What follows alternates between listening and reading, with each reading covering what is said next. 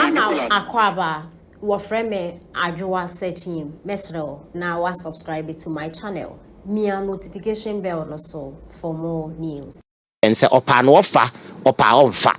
Eti si ekoto Council of State aba e di enti na wo se baya basa yo eme tete bylaw papers near destroy no because intention na nipa ne de ko nyina was actuated by malice. Roni bekas adwenbone etayechire. They wanted to destroy the content of the bylaw box to make it what unusable nature say obi entimi nyusu nature say at the end of the day and declare winner. Oh yes, another no wanya free mu into opanyina brakwa de no.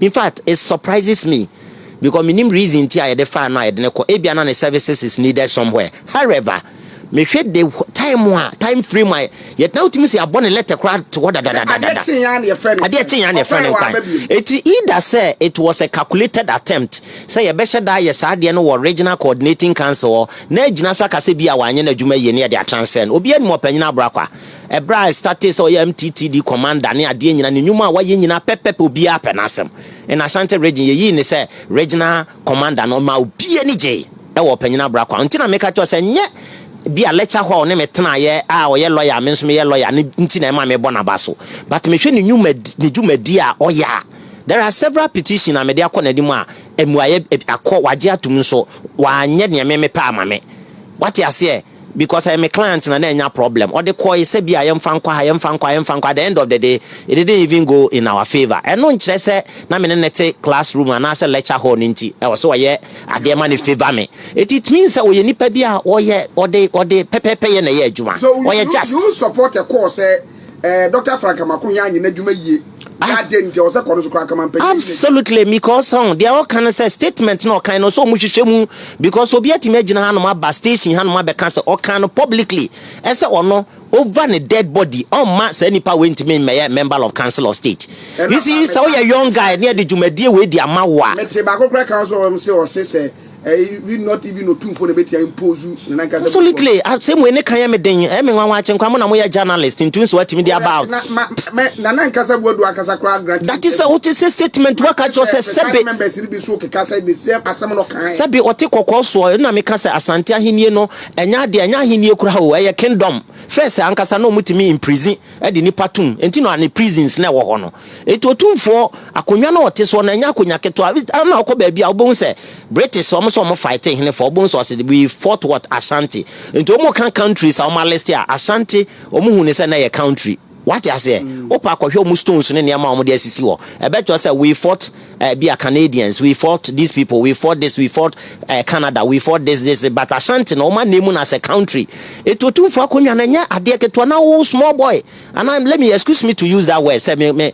looking on your boy, they were a man, but look at the age 34. Now, Bejina say over with dead bodies, and Nana, what take a course or crack and Yadia or Betia say, a disrespectful conduct.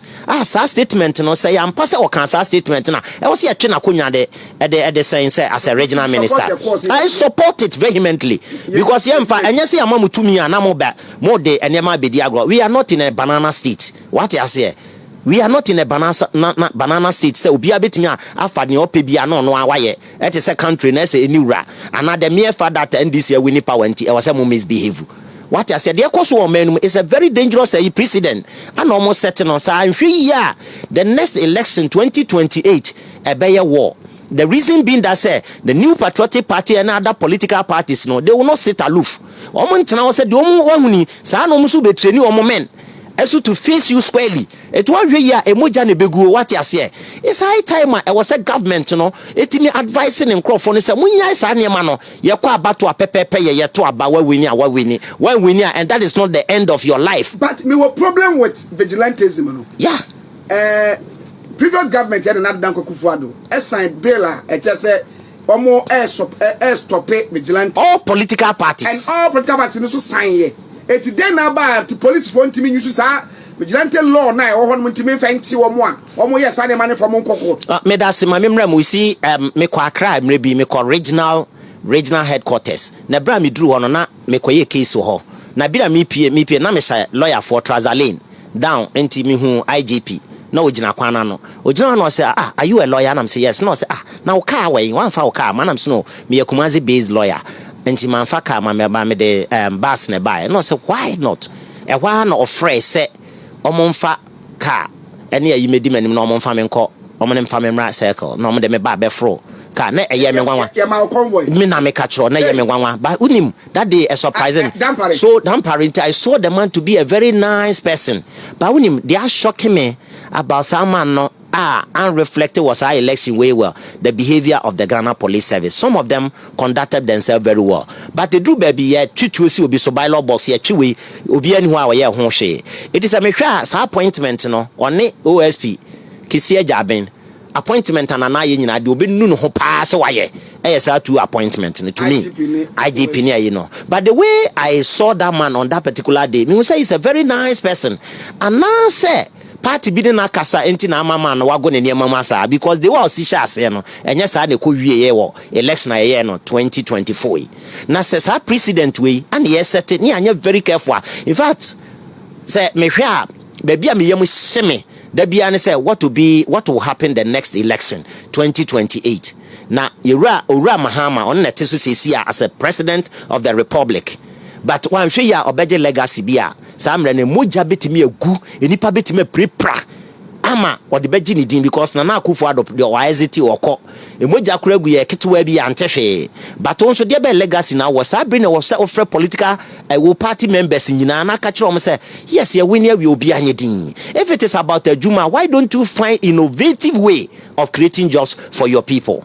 Because there are several ways of creating job e dey ama on crop for because work at 24-hour economy eti kwa be na abafa so aye obi betimi akwahye ho so if you say 24-hour economy indeed political intervention social intervention betimi save obi dia adeti na un create minister enko anase ministry enko na enye ho adwuma because one another na se wa create sa dia ne dia obetimi di eti find innovative way the best way obetimi dia create job. It's not about sacking people, it's not about vandalism, victimization. Na obeko regional minister mua we young guy abo di brese abra o kra wo kono o nananom kra de mpanifo nyina di wachi na de call vetting Ashante region wo bo otumfo te kokoso abaso ebo na abaso say in fact entoma wafira kra wo chirichirim say dey related to palace ne nema wo chirichirim nyina na se utimi make sa manhia nimutia very dangerous, I'm telling you.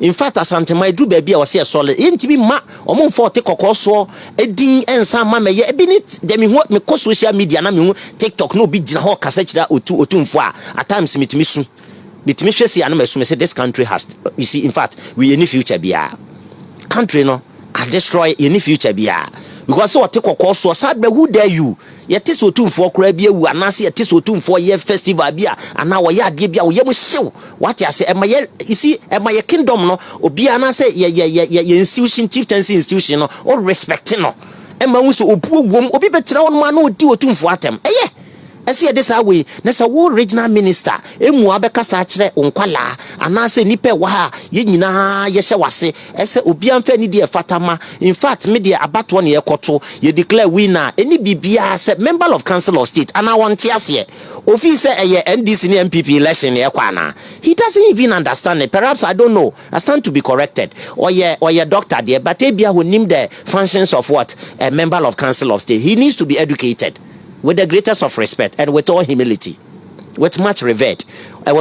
He has to be educated about the role and functions of what of a member of council of state. All this was yes. So unimwa sanema we betimi akoso under watch. What you say? Why is it that say Ashante regional their commander and they are sacking no, but regional minister no so then now no so the honorable and Crawford be share and yet regional coordinating council one be into office because so now coordinates are regional security nyina. It is a security now down no na we boss our down no nti sam na mo anya bibia ama police for ntimi and brief you and you also want you adwuma yento so de wakonwa to.